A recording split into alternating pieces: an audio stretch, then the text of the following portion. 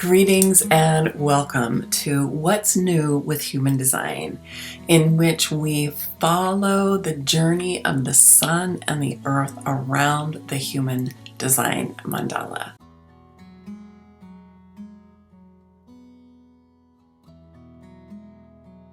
Hi everyone, Maggie here with episode number 7. Today is February 24th, 2021. And the sun has moved into the gate 37, the earth has moved into the gate 40. And for the first time, we actually have a channel that is being created by these two gates. The 37 is on the emotional solar plexus, the 40 is on the will center, and they connect with each other to make a channel. In traditional human design, this channel is called the channel of the bargain, and in quantum human design, it's called the channel of administration. I'm going to talk about the channel first, and then we'll unpack the individual gates a little bit. So the channel of the bargain, or the channel of administration, is known as the energy for agreements. This is tribal energy. It's part of what we consider the ego circuit, which is a subcircuit of the tribal circuit. And it has to do with community agreements. It also has to do with agreements like the marriage contract is here as well, which, let's just remember, this was originally a business deal, not something about romance. But this is a tribal energy that's all about community. It's about how we know who we are, how we distribute resources, agreements that we make and sometimes break.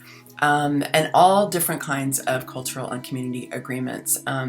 So you can think of the different organizations or the different communities that you're a part of, and the different agreements that you have been asked to participate in as a part of that community or that organization. So there might be a mission statement, for example, with a set of values, or they could be something like in a gated community or a planned community, or even if you have a condo that's part of a complex, right? There's a contract and a set of agreements that goes there. But this also happens in the home. So it can be like who does the chores, or who makes money and who manages money, and how does that money get spent. So they're like smaller organizations that are like nonprofits or houses of worship or community centers, those kind of things. That we're not talking about the big like infrastructure or like government. That's more in the collective circuit. That this is a little bit of the smaller scale type of energy. I know that like I have agreements with my clients, right? We have agreements about what I'm going to provide and what they're going to do, and about their payments, for example. I know when I've done events, I have people sign media release forms that allows me to use videos or photographs of people who attend my events in future promotional materials that I develop. So there's all kinds of different agreements that we participate in, and many of them are explicit, like the ones I'm talking about, where there's actually something that you sign, and some of them are more implicit. And so one of the challenges that can happen in this energy of the 3740 is when we have unspoken agreements, right? And so that's something that you want to watch out for. A lot of times those unspoken agreements have to do with people who are close to you, and sometimes with yourself. So this includes agreements that you have with yourself, whether these are New Year's resolutions that you made, or commitments that you made to yourself about certain kind of behaviors you're going to have, or habits that you have, or that you want to change, that sort of thing. So there's all kinds of different ones. And so, like I said, the marriage contract was also in this channel. That, as we know, marriage has been undergoing a lot of evolution in the last 100 years, and especially the last 50, 60 years or so, where divorce became more common. People didn't have to stay in marriages that weren't working for them. What the terms of marriages were changed a lot. And it's been undergoing a lot of evolution. Many people don't get married, or don't get married right away. They may live together for some period of time. They may be in relationship for some period of time. They may have kids together. They may never get married, or they may get married but then exit a marriage maybe easier than people did in the past because they could get a divorce. So all of that is undergoing evolution, as are a lot of our agreements. I think that culturally, we're seeing this a lot politically, and it's also happening culturally with the examination of systemic racism, for example, where there's been implicit agreements to things being a certain way that we're starting to take another look at and go, okay, is this really the way we want this to be going? Maybe what we weren't aware of certain aspects of it, or weren't as aware of it as we could be. And so there's a lot that's up for us, certainly in the political realm for sure. Here in the United States, agreements are very, very important and significant, and there's a lot of debate about our agreements and so on. So we can best use this energy, use this transit here is when we remember that the 37 is on the emotional solar plexus. So it's an emotional energy, and it is connected to the 40, which is on the will center. And the will center is half of what we used to think of as the heart chakra. According to the story of human design, the heart chakra split into two at the end of the 18th century and became the G center and the will center. The G center is the center for lovability, identity, and direction, and it holds most of the qualities that we tend to think of as part of the heart. The will center gave us self-determination, the desire for self-determination, courage, willpower, value, self-worth, money. All of that is packed into the will center, if you will.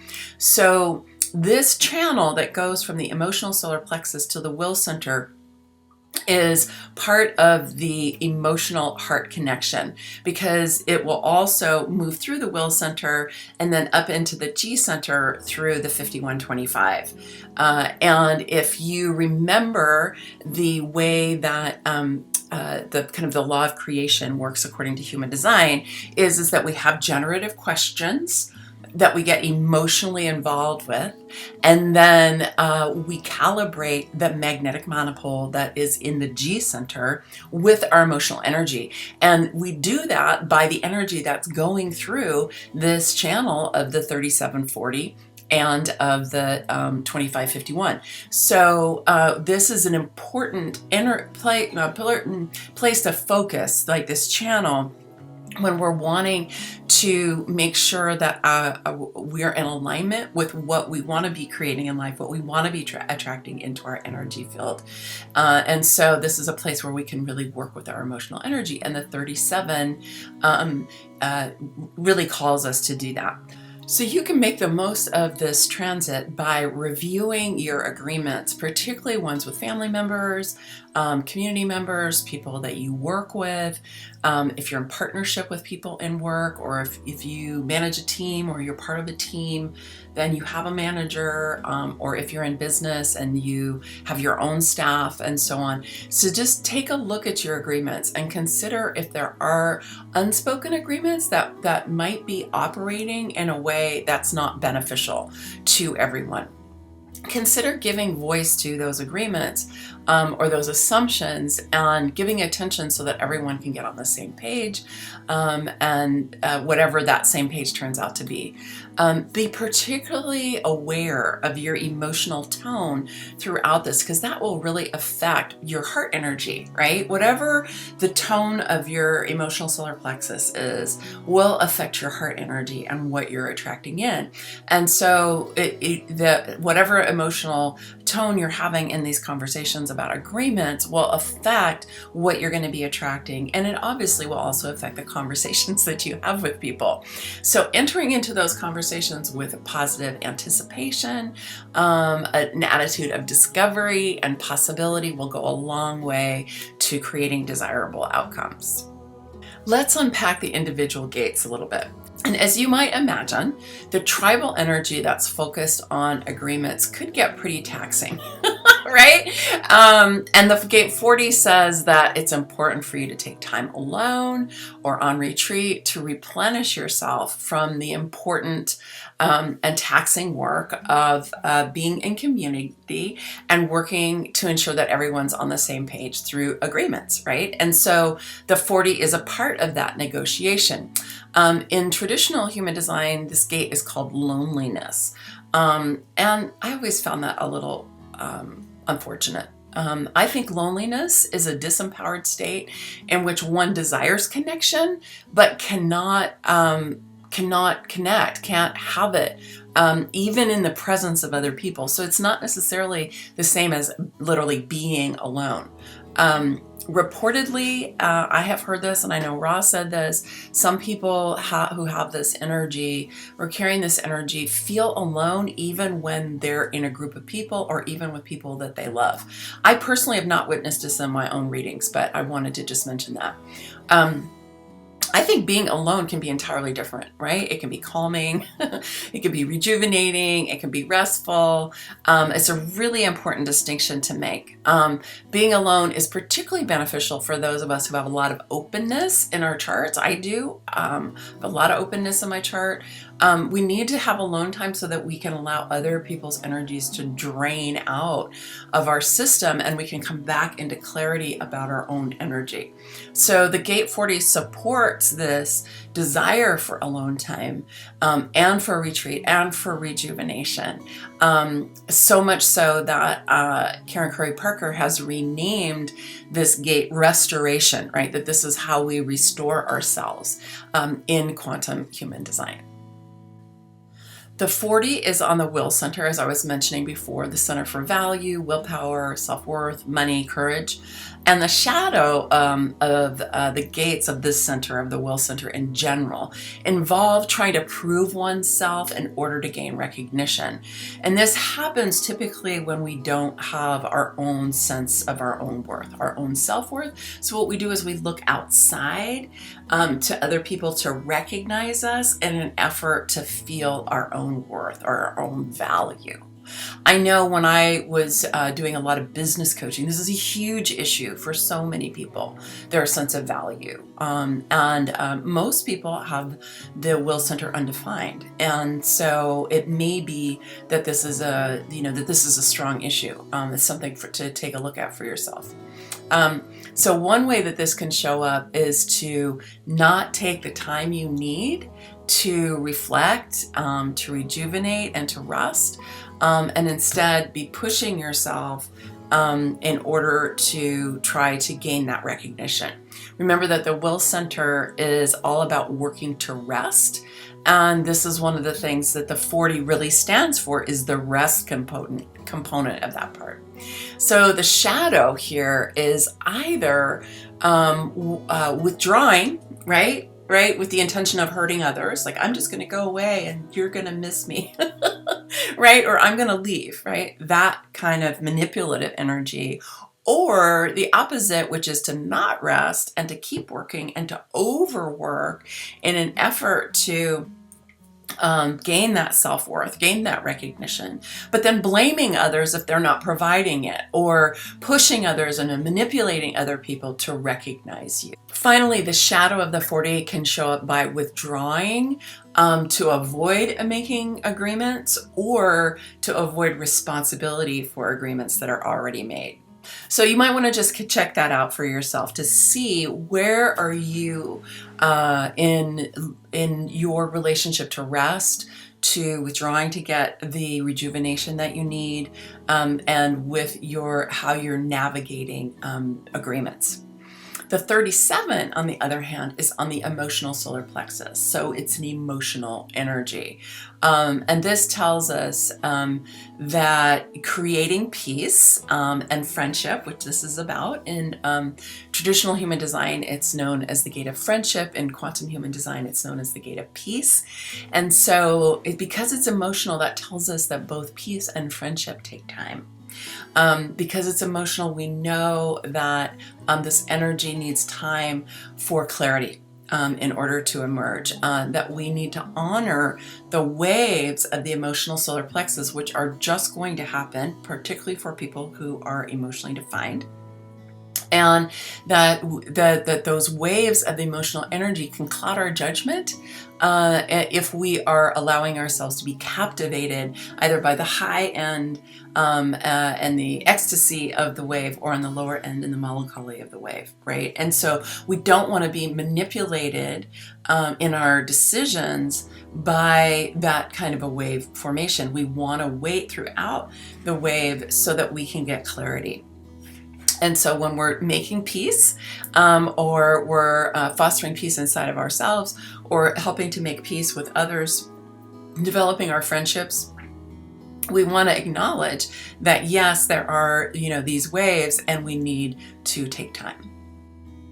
The 37 is a beautiful energy that fosters connection, agreement, understanding, knowing who we are as a people, and valuing being on the same page with each other. Okay, it's a beautiful energy, and it does require attention to one's own emotional state and fostering alignment inside, the peace that you need inside, the harmony that you need inside, the friendship with yourself, if you will, so that as you're engaging with others, you are calm, you're centered, you're confident in your ability to communicate with other people in making your agreements. Because if you don't have that calm, centered, stable base, then you can be thrown around by what other people say or what they do or outside circumstances. So you really need to be cultivating that. And that's true for all of the energies associated with the emotional solar plexus. Like, we really want to be able to have that even when we have waves, that there's still a kind of core sense of stability inside. Disempowered quality of the 37 is to subordinate one's own needs and point of view in an effort to create peace or harmony or even friendship with others. So it can lead to kind of hiding out and not expressing yourself fully because of a concern that might somehow rock the boat. Obviously, in relationship with someone who's narcissistic, or a situation where other people are asserting their power, it's understandable that one might do that, but that's really a disempowered way to be, and it's the underbelly of being kind of like the peacemaker in the family. The shadow side of the 37 can be using one's friendly nature as a cover to manipulate others into agreements that are in your best interest, but maybe not in the best interest of the other people. This often happens subconsciously, especially for women, because we've really been socialized to believe that we have to manipulate in order to get our needs met. So that's a good place to check out for yourself, is whether or not you're subordinating your needs and making other people a priority, or if you're manipulating in a kind of covert way to get your needs met or to get what you want. So those are the disempowered and the shadow aspects of the 37. Having this channel and these gates highlighted right now gives us the opportunity to look at what hidden agendas might be driving our agreements without even realizing it. When we can become more aware, when we can bring up into our awareness the kind of assumptions that we might be operating on, then we can have more conscious and compassionate conversations with ourselves and with others that can help us to upgrade our agreements so that they are really coming from that heart space that we're wanting to cultivate here, and that are in alignment with our true values and our emotional needs. That's it for today. Thanks so much. Many blessings, much love. But until next time.